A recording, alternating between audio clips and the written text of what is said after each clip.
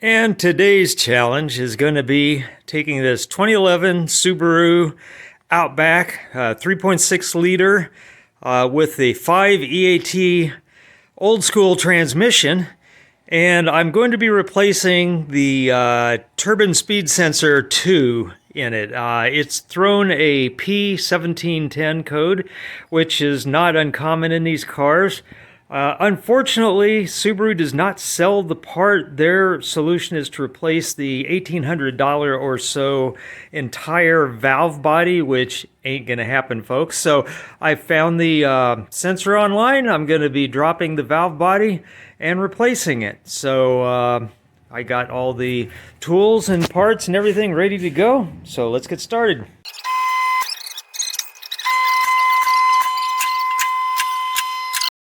Okay, first step is a 14mm wrench to pop off the drain plug on the transmission pan.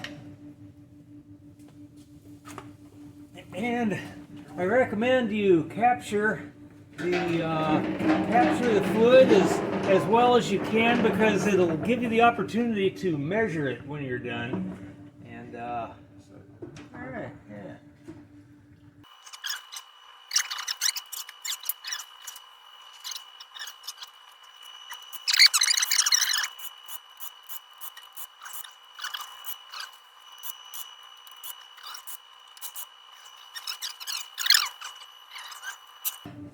It's drained about as much as it's going to drain out of the drain plug, so I'm just going to loosely put in the plug. And I've loosened up, I've removed all the bolts all the way around, left the front 3 in loosely so that the pan can tip down and I can capture some more fluid in it. But what I got to do now is break the seal that's around the edge of the pan.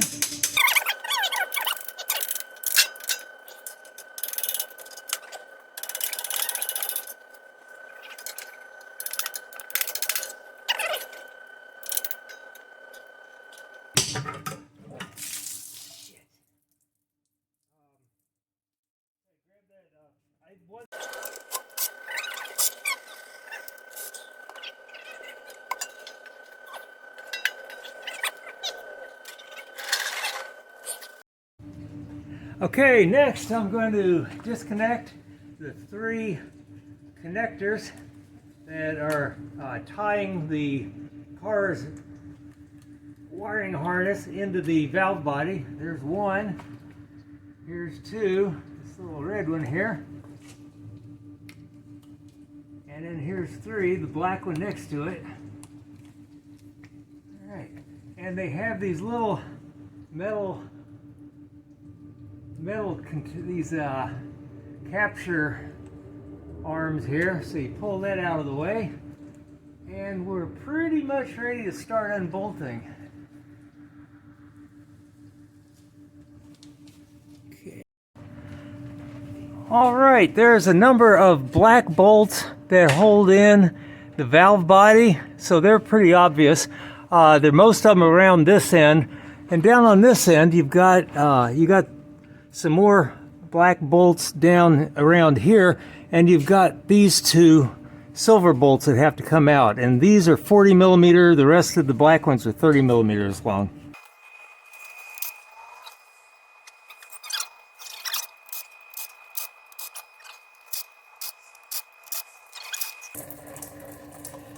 Okay, and when it comes loose, you will get a bit of a leak, so be prepared for that. I wasn't.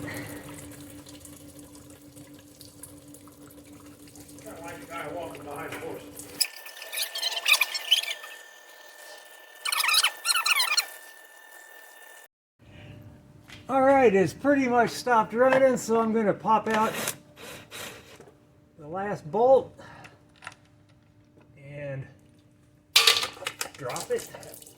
Whoops, I missed one. There it is, thanks. We're filled.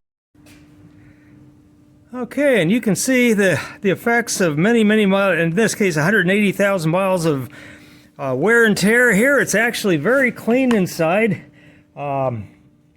And one thing you'll notice is that this is the shift position switch, and this notch here, you'll have to be very careful when you put it back in to get it aligned with the actual shifter mechanism that comes in through the side. But for now, we're just going to concentrate on getting this this bad sensor out of there. And so to do that, I went to Amazon and found one of the just couple sensors I could find that had any kind of feedback, and this one had very good feedback, and I just need to make sure it looks like the same. Yeah, colors even match. It's red, purple, and green. So I think we're good to go. So trick here is I'm going to go ahead and just bolt this one in place and then determine where to cut the wires and splice them.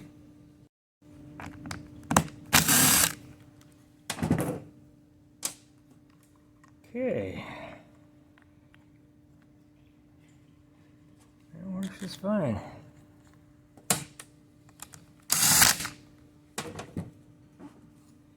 Alright. Now, I just have to find a good place. I want to keep this overall length very similar. So, what I want to do is cut these two cables, and I'm just going to pull this down as far as I can to try to keep it out of harm's way. And then I'm going to cut right there. And this one I'm going to cut like about an inch longer, a couple inches longer, so I have plenty of room to splice the two. So there we go. And now I got to get the individual wires released. Strip them back.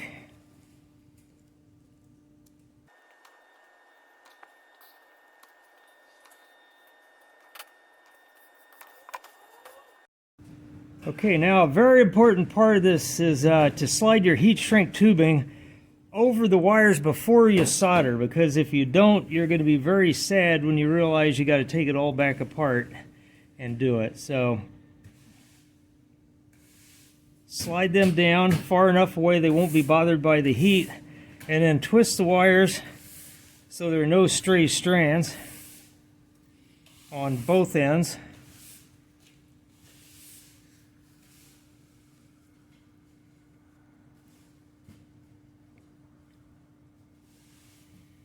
Okay, and the next step is one at a time, is to cross them over at the base and then wrap the loose ends around the other wire as tight as you can get it. So when you're done, you have something that looks like that. And I'm going to go ahead and solder them one at a time so that they don't come loose.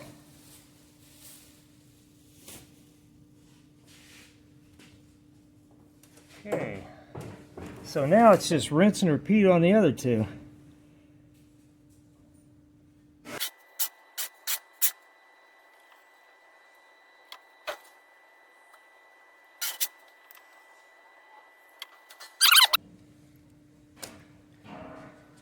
Alright, all three wires are nicely soldered together.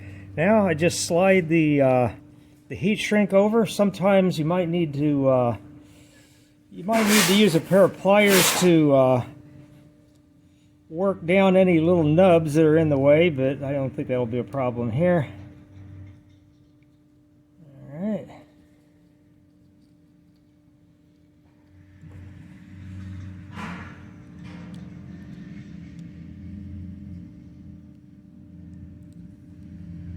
Okay, now with the heat shrink over all three wires, it's just a matter of using the soldering iron to shrink them down to size, make them nice and tight on their new homes.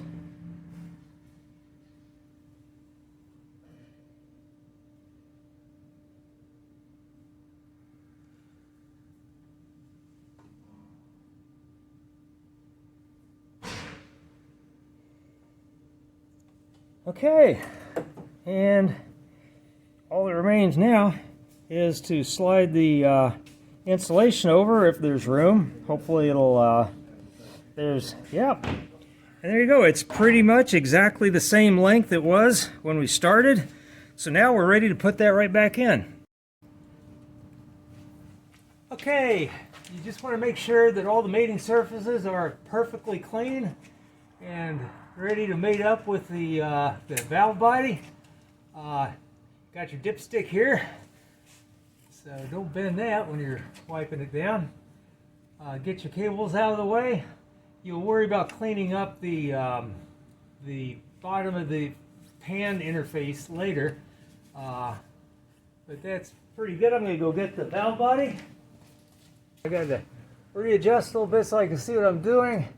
And again, this notch corresponds to this little guy here, and we are engaged. And now, since I got it up, I got to start putting a couple bolts in to hold it in place.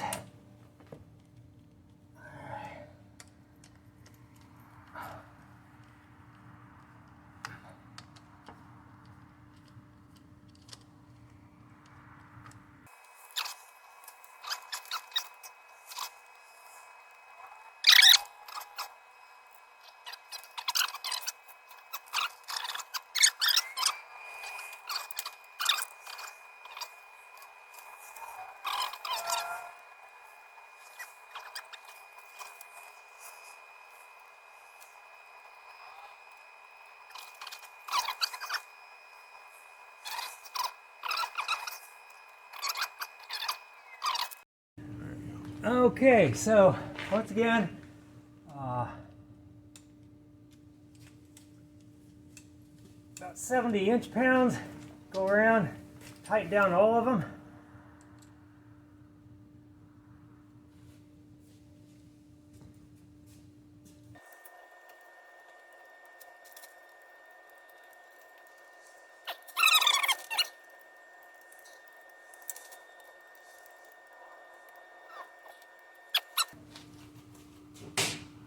It's time to start reconnecting these plugs.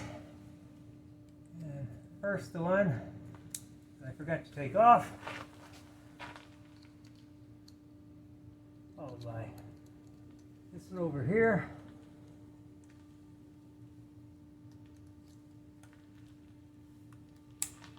Make sure you get a nice mechanical click. Okay, we got the red to blue, nice click. Big black plug, nice click. All right, and then we put the strain relief and holders back into place. What's right there?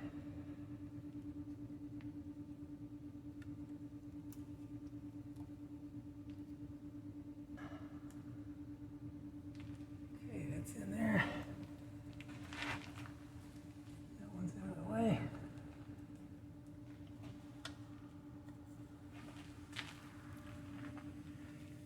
And just a close up so you can see the this little disc on the shifter, how it's centered in this in the niche in this rod, and you can see it's very tight. There's very little movement in there. So at this point, folks, we're pretty much ready to start buttoning up the job. We got to get the pan ready to go back on. Junk on that magnet. Oh yeah, everything goes to the magnet. It does. And there wasn't very much on there. No, there really wasn't. I mean, it was basically all right, and there's a lot of ways to skin this cat, but since I'm in a shop that happens to have a die grinder and a Scotch-Brite pad, I'm gonna use that to do some low-level abrasion.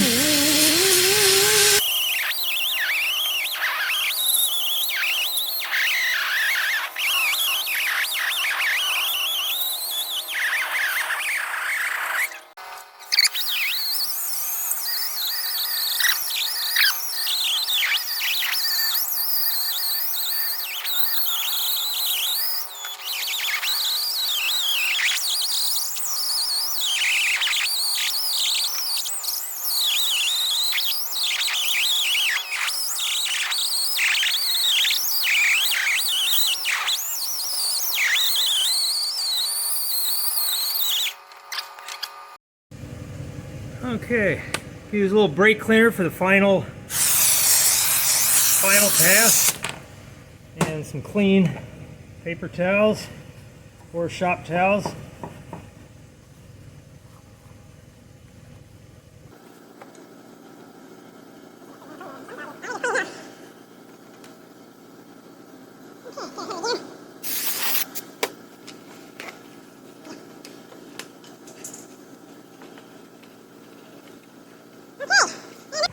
And there we go, folks. It's plenty clean enough. I didn't worry too much about the bottom.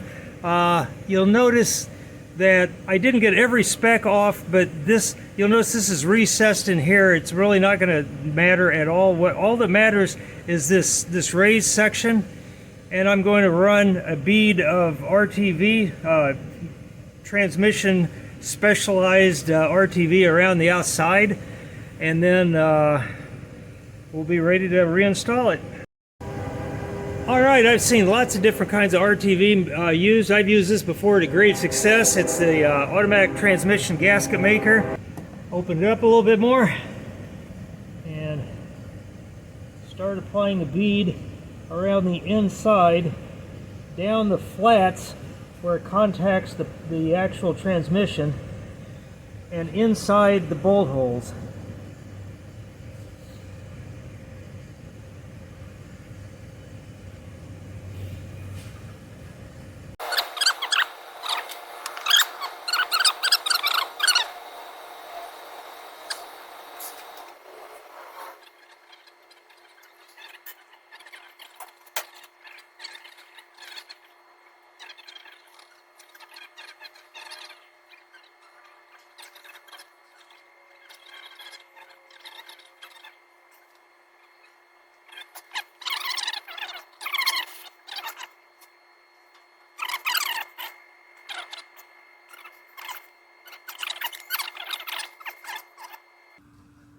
All right, and in preparation, I'm going to clean this surface, which is actually very clean to start with, but I'm going to hit it with a little brake cleaner and a clean rag, just to get the rest of any dripping transmission fluid off it. All right, and I'll finish up with a dry one.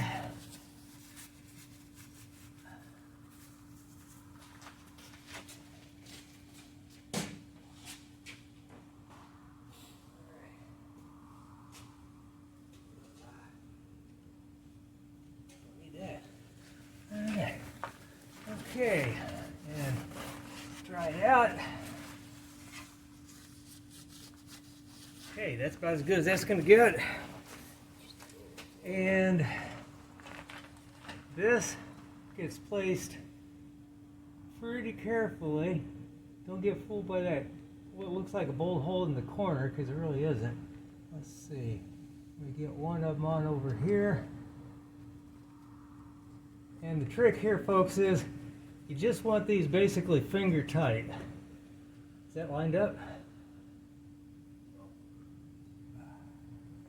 I'm just getting started. If you want this. Okay. Yeah, let's see. Is it lined up?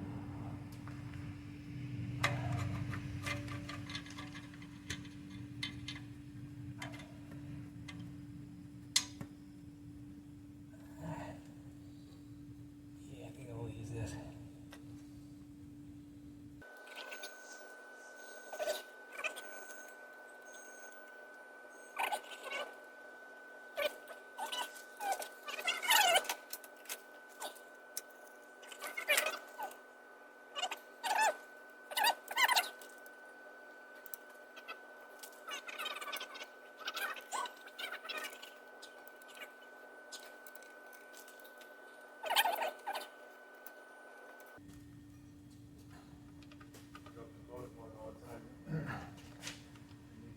Buy your car washes on Wednesday, they're like $5, so they're like $13 or $16 car washes. Okay, and you can see here at the very edge, you can see that even that tiny bit of finger tightness has produced a flow of RTV literally all the way around.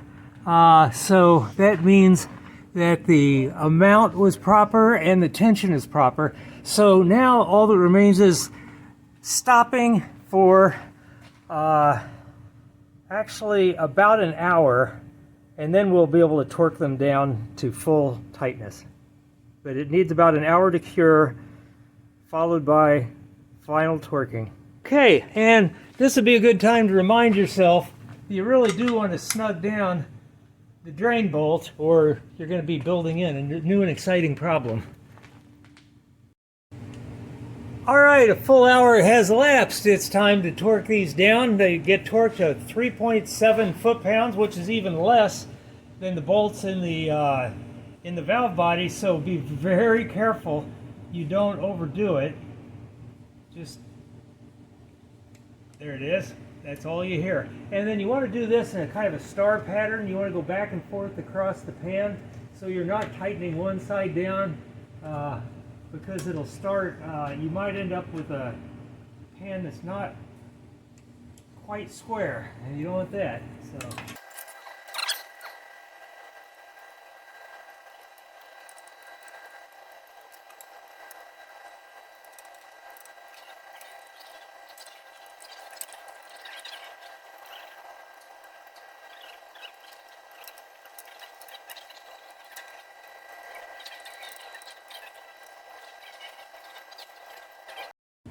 Okay folks, at this point we're done with this, and all we got to do is wait overnight to actually put the fluid back in it.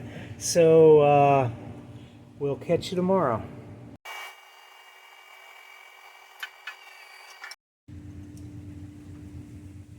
Okay, and about 20 hours have elapsed. The sealant on the transmission pan will have well and truly set up. It's time to fill the transmission once again. Now normally, if you followed my advice and you captured all the fluid that came out in the various tidal waves, you would have known how much you need to put back in by just measuring it in other bottles. I don't have the ability to do that. I spilled enough. I really don't have any confidence I know exactly how much it was, but I'm going to start by putting 5 quarts. And in this particular car, the easiest way to do that is through the dipstick hole, which is large enough for a fairly decent sized funnel. And of course, I've come stocked with plenty of ATF, which you want to have for your car, no matter what type it is. So you can do flushes and drain and fills anytime you like.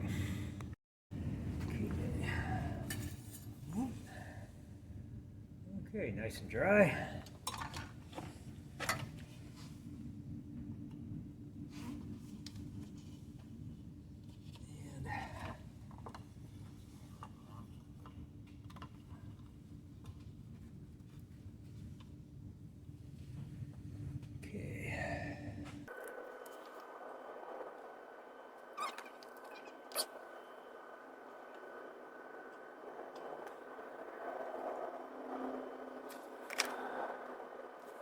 Okay, 5 quarts down the hole.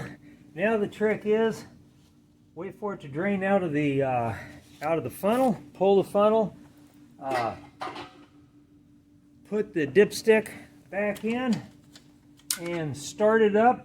Shift through the gears slowly a couple times, and then see where we're at. I fully expect it will be at least a quart low. So let's give it a shot.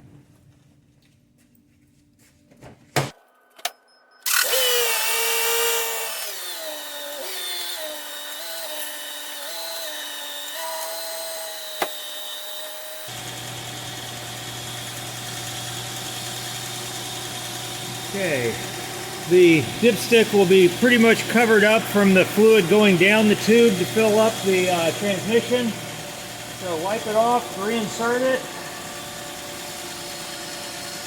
And although there's some fluid on the dipstick from, you can't see it, there's a little bit of fluid on it. You can see the center is dry. You can see it if I put it in front of the lens, that is.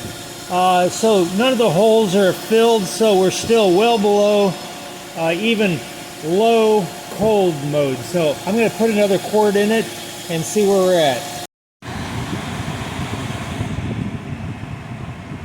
All right, I've been running the car for a while. You'll notice I got, even though it's a cool day here in Illinois, I got the AC on full blast because that generates more heat, warms up the coolant faster, which warms up the transmission cooler in the radiator faster. I do have my scanner here. You can see I've got it set so that I can monitor the automatic transmission fluid temperature. It's over 40, which is where we want it to be able to do a final measurement. I did put another 1.5 quarts in, so we're now at 8.5 quarts. So for the final check here, I hope, I'm going to go ahead, shift through the gears, leave it in each gear for a couple seconds.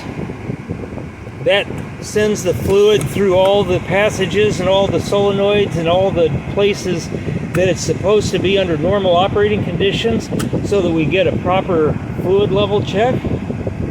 Okay.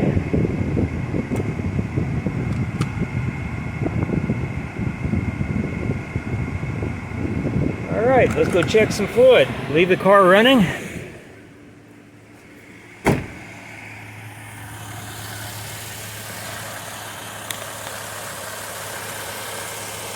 All right, and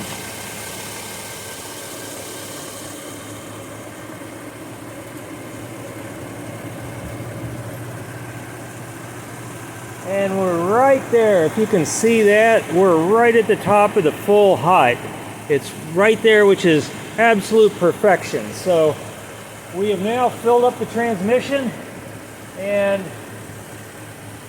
we're ready for a test drive.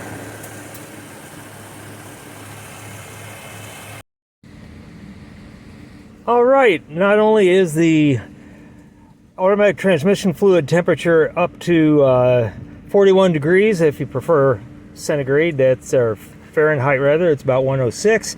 But we also have the AT turbine speed reading properly. About half the engine RPM is what I've seen that is normal reading for that. So we seem to be good. Now it's just a matter of taking it out on the road. There's no error codes anywhere. Make sure everything's working. All right, just driving around, variety of conditions, highway, 2-lane, everything's looking good, temperature's good, the turbine speed is following exactly what I would expect it to based on the speed. You can see the shifts up and down and the cruising. So we are gonna call this one a fix.